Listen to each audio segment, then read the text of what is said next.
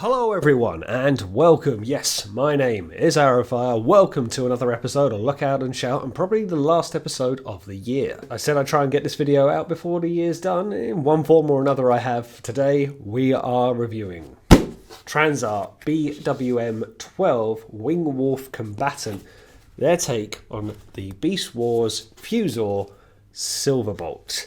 So, my understanding is that this was due to come out a little while ago, and if you look at the numbering, BWM-12, this is an older number. We've had other numbers since. I think Quick Strike was 13, so I get the impression this was held back a little bit. Not entirely sure why, but I think it's to do with their Dinobot. They weren't entirely happy with the design and they were taking their time over it.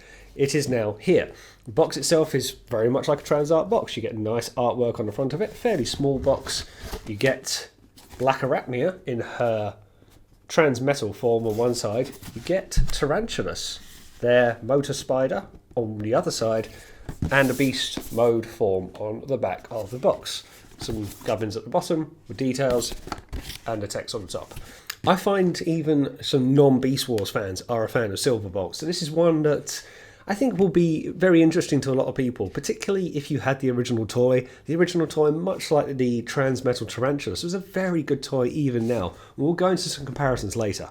It is worth pointing out on the bottom of the box you can scan this QR code where my finger is, and it takes you to the English instructions for transformation. But you'll be pleased to know it's exactly the same transformation as this guy. So if you've got the original toy from back in the day, you are absolutely fine, as long as you can remember how to do it.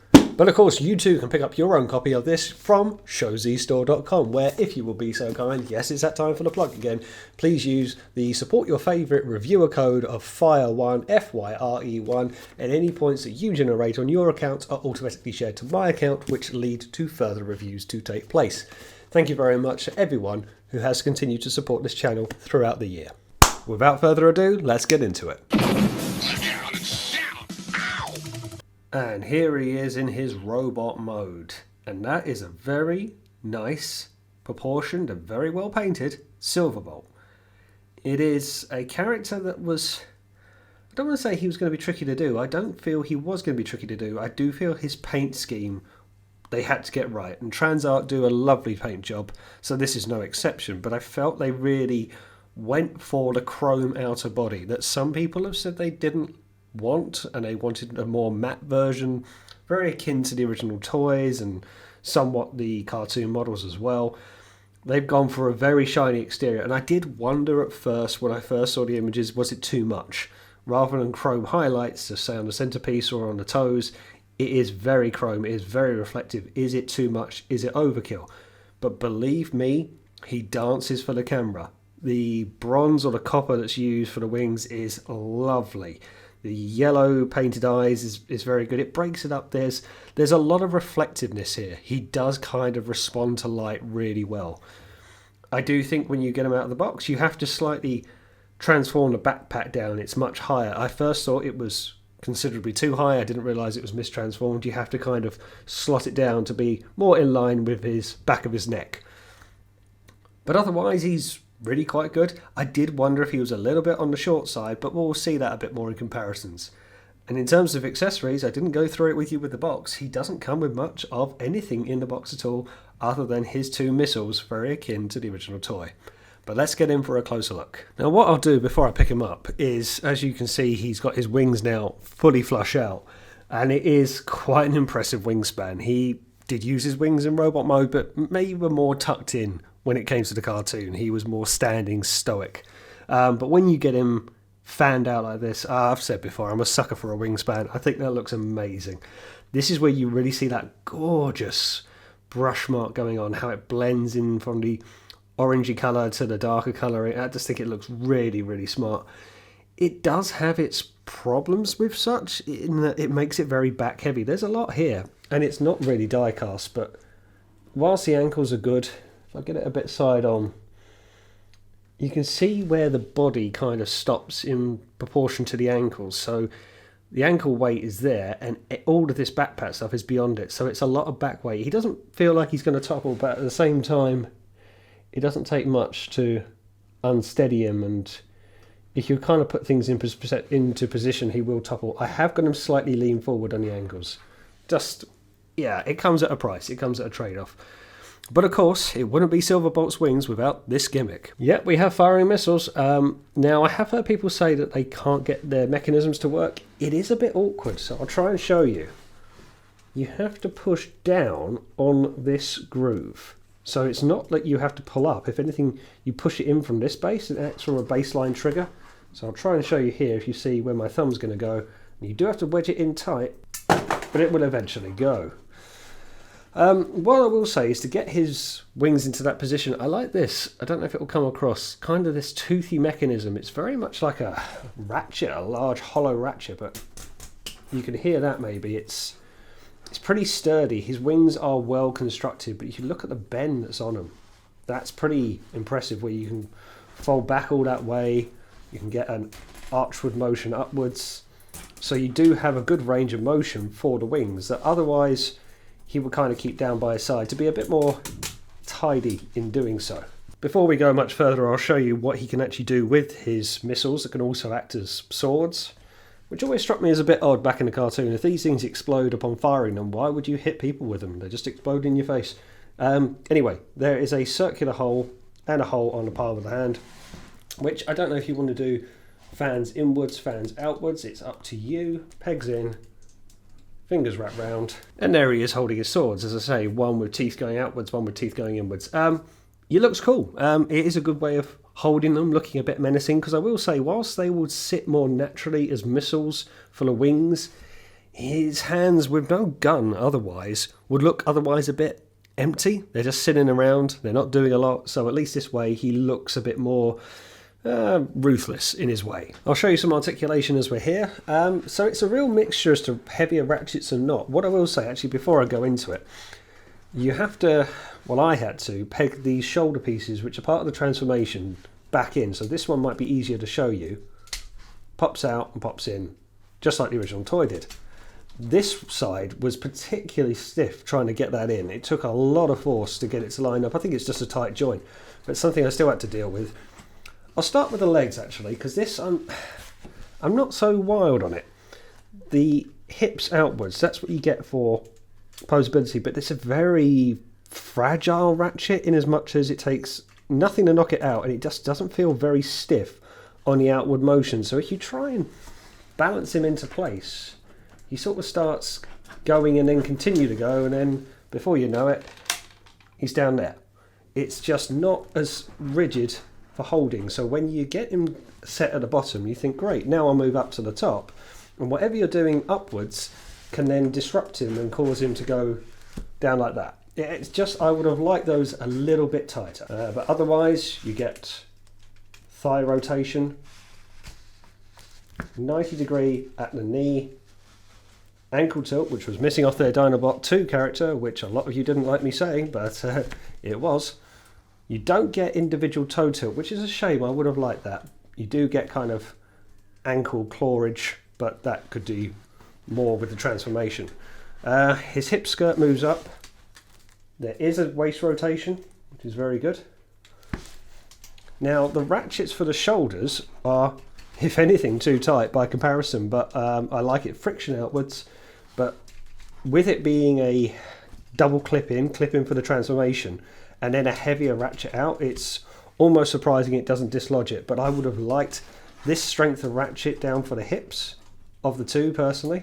But yet you can go up as far as you can, but then he starts to bump into the wing, as you can see there. It's a bit hard keeping it all in focus.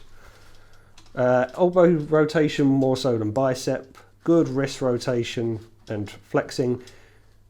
Finger, but it's only first finger that moves out, and then the bottom three fingers don't. The thumb does not move. Neck rotation now. Okay, he can do left and right. He starts to bump into himself. He can look down a fair way, and he can't look up at all. And I don't really get that. I think you'd want to get him in some kind of heroic poses. Stay upright.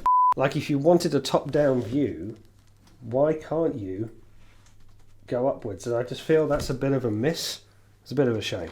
He doesn't come with any additional face plates, but he can do this with his mouth to get a kind of open feel. If you'll see that, get some nice little teeth on the go. It's nice, it's cool. Nice additional feature. It would have been nice to have an additional faceplate if he'd have like a quizzical look on that he sometimes had in the cartoon. But I just don't understand why it doesn't have a head tilt up. That's not hard to engineer. If he can look down, why can't he look up? And you've seen some of the wing articulation at the moment. It just, as I say, it wants to get stuff a little bit in the way of itself. He's very backpack heavy, so you have to set him right and then make sure his ankles are set and maybe even tilt him forward. But he will hold. Okay, now on to some comparisons, and we'll start where it all started from. Here is the original Beast Wars Silverbolt toy from back in the day. I still say, along with Tarantulas, that this is still a brilliant toy. Just transformed it back from Beast mode, and it's absolutely brilliant. It's absolutely fine. Very much ahead of its time, still beloved to this day. And yes, I have long lost its missiles, long played with, long fired, gone somewhere else. You see very much an upscaling, and I don't have the Legacy version. I was very tempted to get it, but I knew this was coming. When you look at an evolution of the 3 in a row, you can see it's been very true to the original character and the original toy. It's not trying to change too much. This worked so well, just like with Tarantula, so it's just modernising rather than redesigning. And when you get it together, it has a lot of the similar gimmicks, which we'll go into in a second, but yeah, it's just great seeing it in kind of 40 years of upscaling. Well, it's not quite 40 years for Beast Wars, but you see what I mean. Here he is alongside his beloved Takara Masterpiece Black Arachnia, which I've got the wrong head on that at the moment. She's in her data analysing mode. I want to find the other face mask and put that on. They scale fine. This is where, again, she's a very slender, very small figure, and Masterpiece is a bit of a stretch. But I just wonder, is he just that little bit small? I expected him to be a fair bit taller. If you think to the cartoon, maybe her head would be up to his red orb chest, which is in a lovely chrome, by the way. I don't think I showed that earlier. Yeah, maybe. 2 different companies, and I guess working to a Masterpiece scale of each other, but yeah, just maybe I wonder, should he be a little bit taller still? But that's how they look together. And alongside his nemesis, here is TransArt's Vice Poison, their version of Quick Strike from Beast Wars.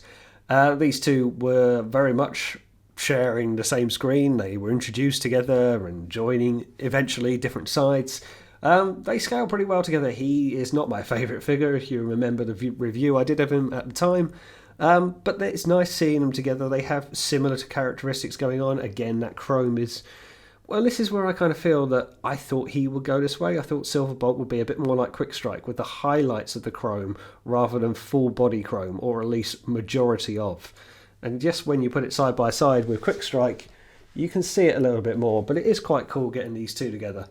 They do look quite nice. Here he is alongside TransArt Motor Spider, their Transmetal Tarantulas. I still say it's one of the best figures I've got in my collection, but the reason why I'm putting these two side by side is, as I say, their originals toys are just as good.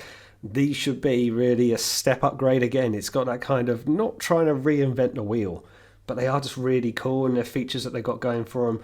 TransArt have nailed these characters in terms of their appearance. There's just so much to like here with both of them, and when you put particularly these two side by side, there's quite a contrast going on as to how they've been built and how their paint's been applied. But it is really cool seeing these characters in Masterpiece scale in our collections after all this time. And finishing off with Skateboard Gorilla, the Transmetal 1 Optimus Primal. I think that scale probably is right, possibly. Whereas I wanted him to stand a little taller. I'm just trying to work out where he did stand. Was he taller than Rhinox? Was he shorter than Dinobot? Dinobot was tall. It's hard to say. It's hard to gauge, and it's possibly something I need to watch back over. But I like how these two look, and kind of introduced, if you like, in the same episode, and how Silverbolt would indeed ask Optimus if he could join the Maximals. But yeah, it's really cool seeing these guys together. And here he is alongside Takara Masterpiece Rhinox. I don't know. I just don't know if that is the right scale. I think Rhinox was taller than Silverbolt, but part of me's thinking it's the other way around. Rhinox was certainly wide. I don't know if he was tall, or as tall as some other characters. But yeah, that's interesting. It looks great. It's great getting them together, but I just wonder, is that scale right? I'm going to have to look away and look at it. I think that's okay though. And alongside Takara Beast Wars Dinobot. That is probably right. Dinobot was by far the tallest Maximal in the series. Yep, different companies. And this Dinobot's been out for a while though, but that's how they look together. Okay, let's get this guy into his beast mode, shall we? And there he is in his beast mode, and it's very pleasing to say that that is exactly the same transformation as the original toy was from back in the day.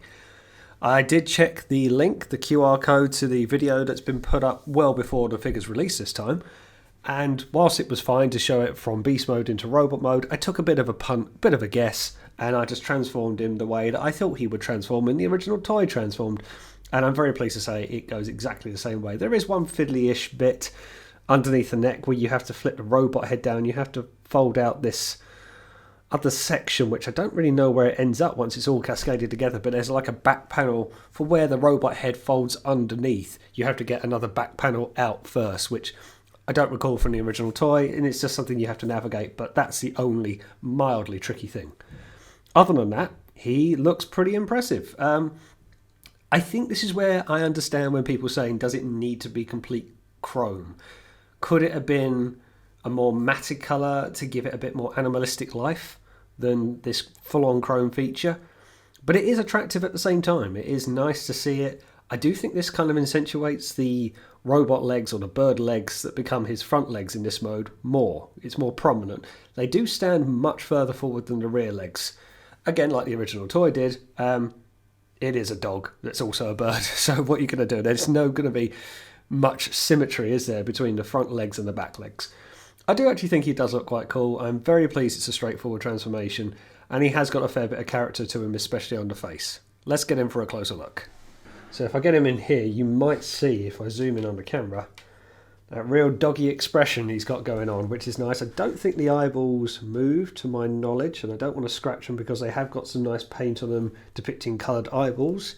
The mouth does open, and he is a proper little yapping dog rather than a fearsome wolf. Yeah, maybe it could have been a bit more imperious looking, a bit more deadly. He's just got little teeth and a red tongue, but that is quite cool. I'll show you some articulation on the head bar here. It's very good for left and right. He can look up a little bit, which is, well, actually quite a bit when you look like that. He can look down quite a way. That's very nice. Rotation left and right for a confused dog look. But he can also, ever so slightly, move his ears front and back. I think that's more to allow the transformation, but you can get a little bit of posability to him, which is pretty cool. Then we're on to the same joints that were the hips for robot mode become the front legs. They're all right. They're pretty good. They need a lot of motion to them. This is where you're going to do a lot of the posability from. So you get a lot more of the same joints, but you'll get a lot more frontable posing out of what is a largely front-based figure. You can see there the front paws are going to do most of the balancing. The rear paws are the arms for robot mode. The fists kind of fold into this bit. You can actually see this there where the fist is hiding. It clips into the upper forearm, which is nice. You get a bit of a toe articulation, which is good, rather than ankle tilt, more of a toe tilt, but I'm okay with that. Arguably, the one big feature, which was the feature on the original toy, is if you flip up the tail, he flaps, he moves, which is nice. I think the original toy had the wings going forward, but I've got it in a second. We'll do a comparison.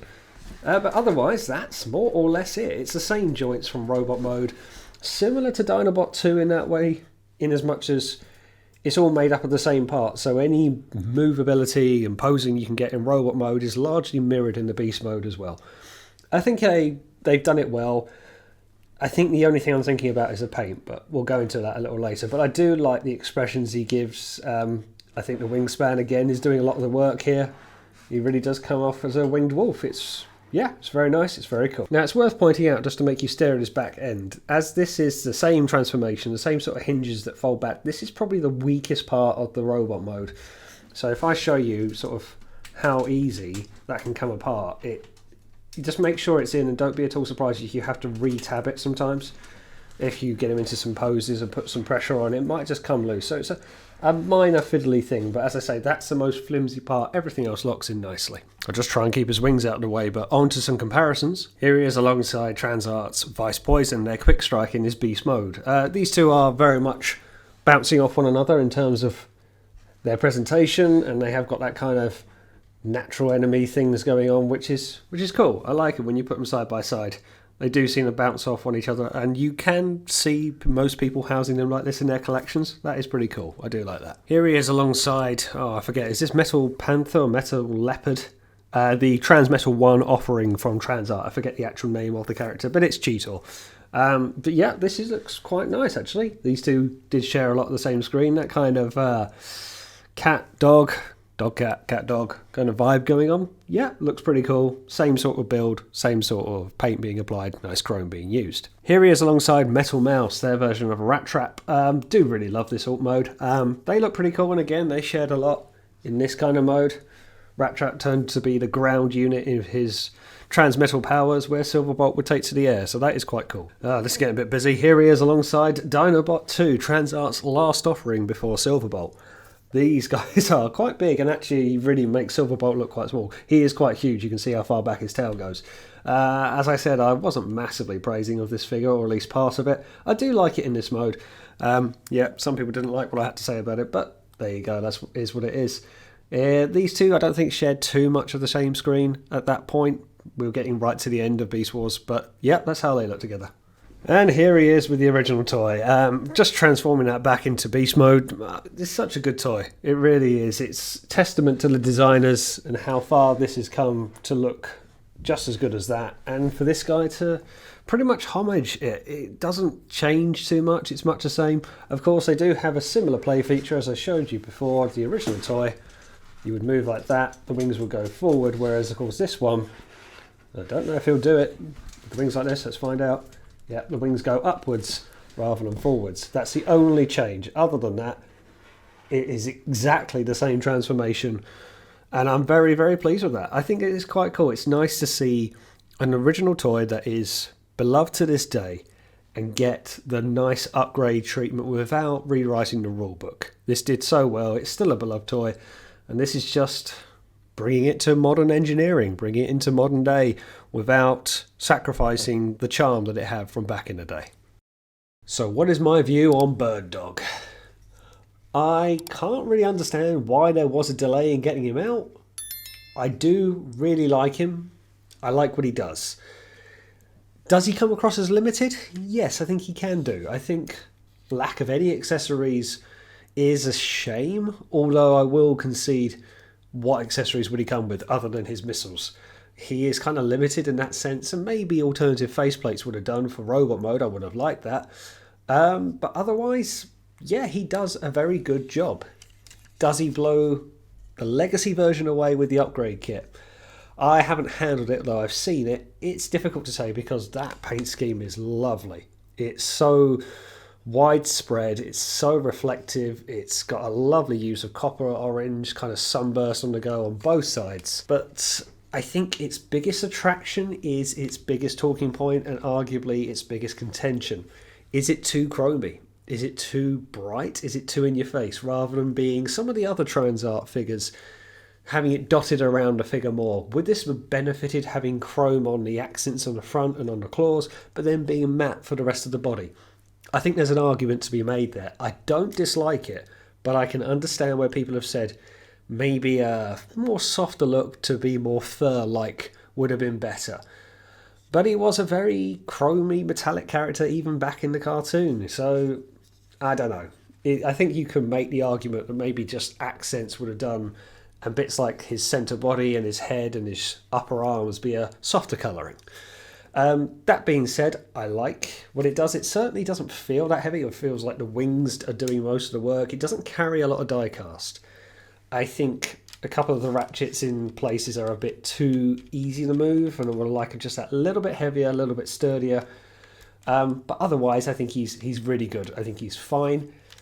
I do like, I don't know, I'm a bit 50-50 on this gimmick. I like it because the original toy did it. Did it absolutely need to be there? No. But I like the posability. You can get out the wings regardless. Having the wings all the way back, how you can pinch them all the way forward. You can get some nice poses out of it. And he does sing for the camera. I've taken a couple of photos with him. And he is really, really good. I would have liked an upward head movement for robot mode. I think that is a bit of a mark against it. Considering the dog mode, the wolf mode, the beast mode, there's a lot of posability you can have here. A lot of expression going on, opening and closing mouth, movable ears. Yeah, I think you could do a lot of posing for your collections or your photography with this guy, just not an upward looking motion in robot mode. And based on this, I give this guy 3.5 Rodimus star badges. Not to say there's anything wrong with it, I just think it does what it does, and that's kind of it. It ticks a box to complete a character. Possibly there's a couple of things that could have been bettered. It's not absolutely premium, but it's by no means a misstep. I do really like it. I just feel maybe compared to some of the other TransArt offerings, it isn't complete magic here. It's just does a good job. It does it fine. Look at the little wings go. But it's maybe not an absolute home run. Maybe it could have had a couple more bells and whistles. But he is very cool. He is very fine. And 3.5 just feels right to me. And there we go, that is my review of TransArt's BWM-12 Wing Wolf, their version of a Beast Wars Silverbolt. I'll stick some photos up at the end. Thanks for watching. Don't forget to like, share, and hit that subscribe button because I will see you on the next one.